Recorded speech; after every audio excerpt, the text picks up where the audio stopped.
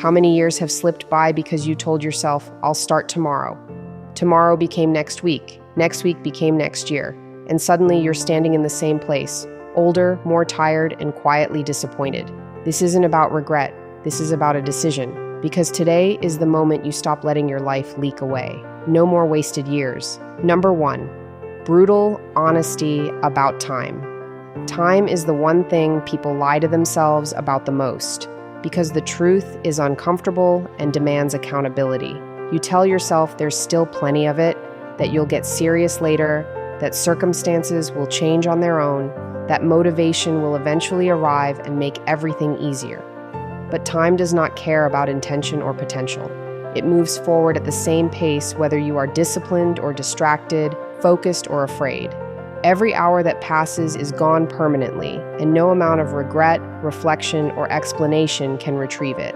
This isn't pessimism, it's reality, and facing it directly is the first act of strength. Wasted time rarely looks dramatic. It looks ordinary. It looks like scrolling when you said you'd work, postponing difficult conversations, staying in situations you've outgrown because leaving feels uncomfortable. It looks like preparing endlessly without ever starting, waiting to feel ready, waiting for confidence instead of building it through action. Years slip away not because life is cruel, but because avoidance is subtle and socially acceptable. No one warns you when you're trading your future for short-term comfort. By the time you notice, the cost has already been paid. There is a moment, often quiet and unsettling, when you realize the consequences of delay are real. You see people younger than you moving forward, not because they are smarter or luckier, but because they acted while you hesitated. You feel the weight of unrealized potential, not as inspiration, but as pressure. This isn't meant to shame you, it's meant to wake you up. The discomfort you feel is not a flaw, it's information.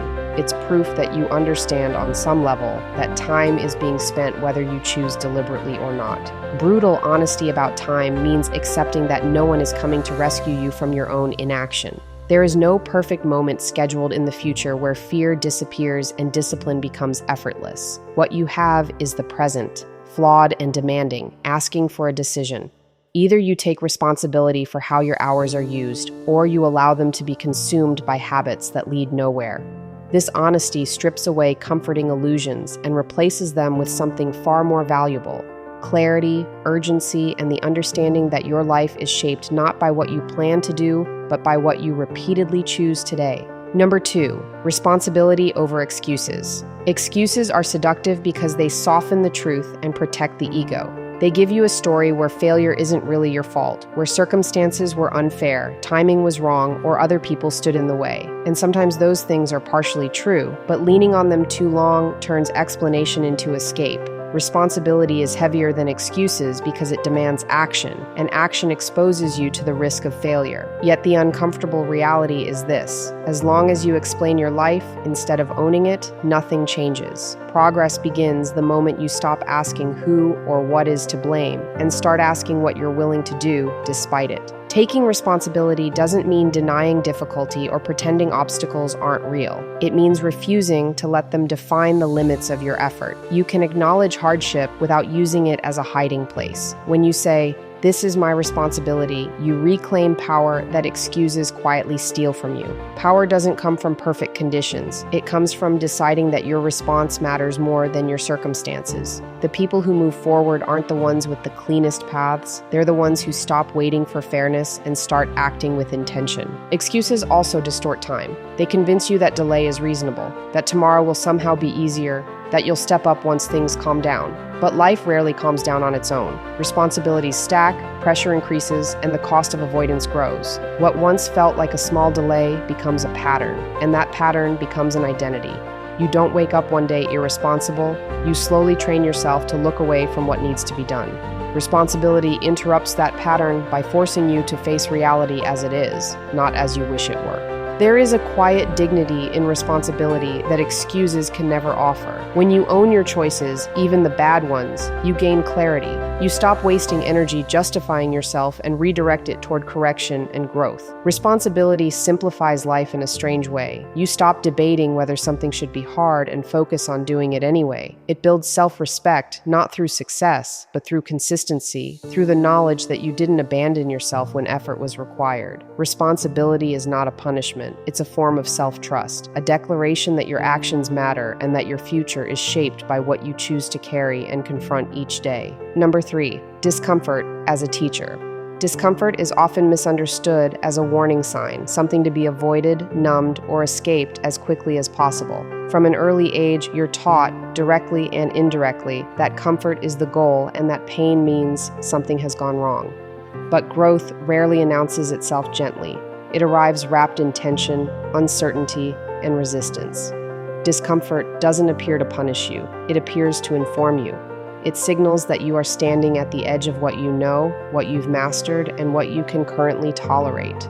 Avoiding it may keep you calm in the short term, but it quietly guarantees stagnation. Most people don't fail because they lack intelligence or opportunity. They fail because they interpret discomfort as danger instead of instruction. The moment something feels awkward, slow, or emotionally demanding, they retreat to what feels safe. They stay silent instead of speaking honestly.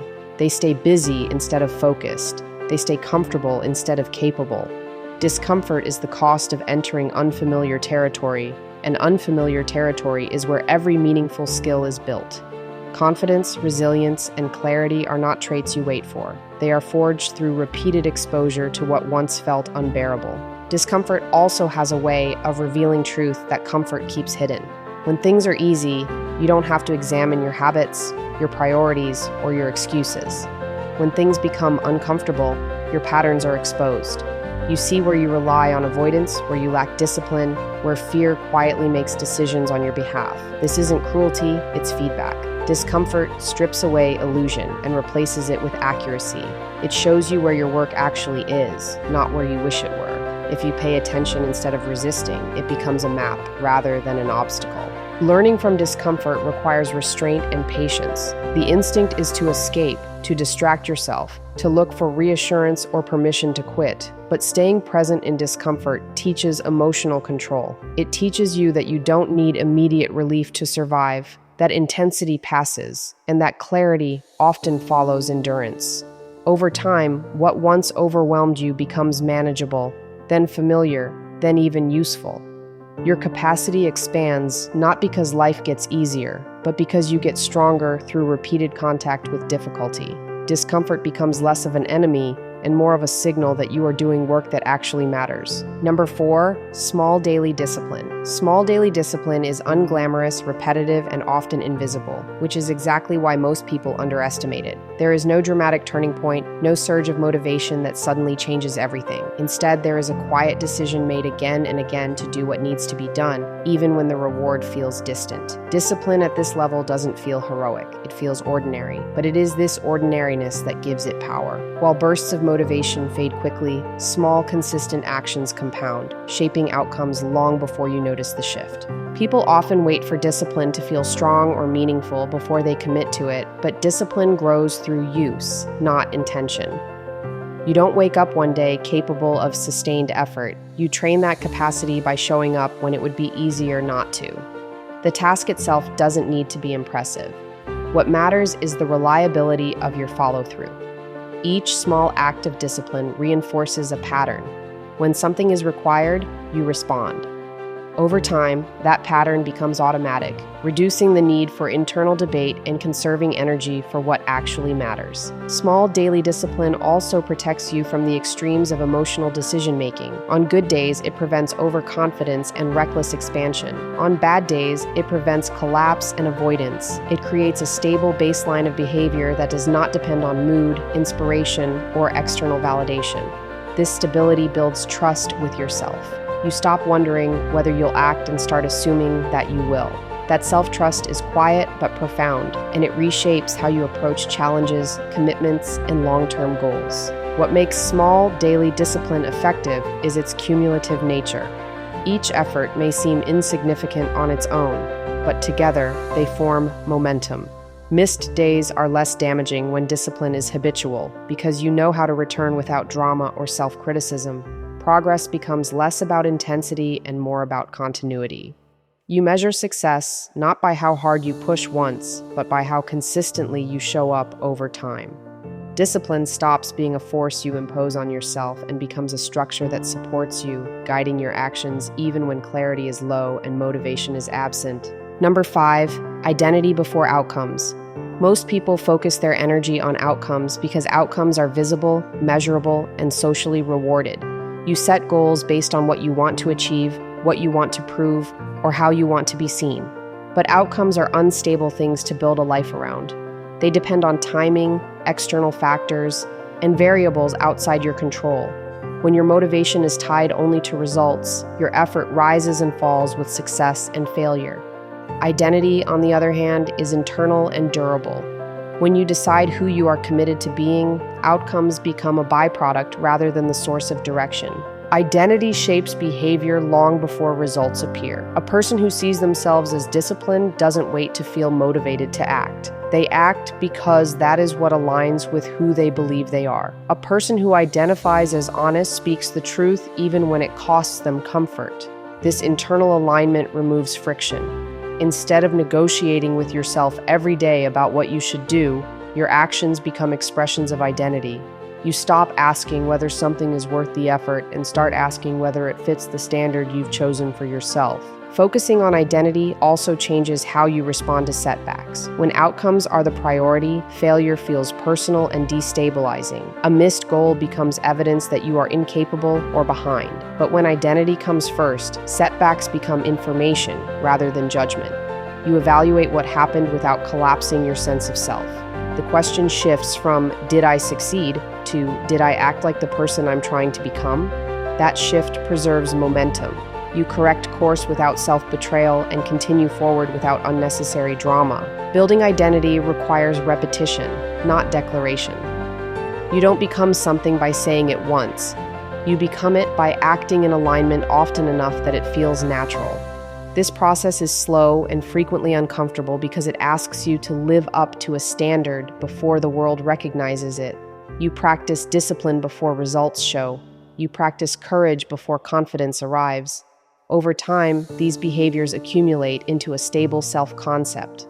Outcomes may fluctuate, recognition may be delayed, but identity holds steady, guiding decisions when external markers are unclear and progress feels invisible. Number 6, urgency. Without panic.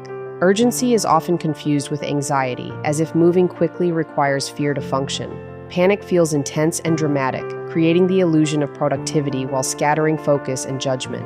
Urgency, when grounded, is something entirely different. It is calm awareness paired with deliberate action. It comes from understanding that time matters without letting that truth overwhelm you. Panic reacts, urgency chooses. One burns energy impulsively, the other directs it with precision.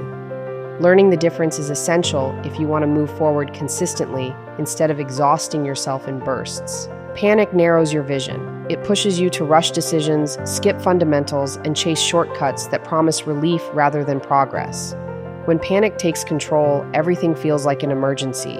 And when everything is urgent, nothing truly is. Urgency without panic requires restraint. It asks you to slow down just enough to think clearly while still moving decisively. You acknowledge pressure without surrendering to it. You accept responsibility for the present moment and act with intention rather than desperation. True urgency is rooted in respect for time, not fear of failure. It recognizes that delay has consequences, but it also understands that reckless action creates different kinds of damage. This balance allows you to prioritize what matters instead of reacting to every stimulus. You choose depth over noise, consistency over intensity. You don't need to prove how busy or stressed you are. Your focus speaks for itself. Urgency becomes a quiet discipline rather than a loud emotion. Developing urgency without panic requires emotional regulation and clarity of purpose. You learn to tolerate the discomfort of unfinished work without spiraling. You commit to steady progress even when results feel slow. This kind of urgency doesn't depend on crisis to function. It operates on principle. It shows up daily, not because you are afraid of falling behind, but because you have decided that your time deserves respect.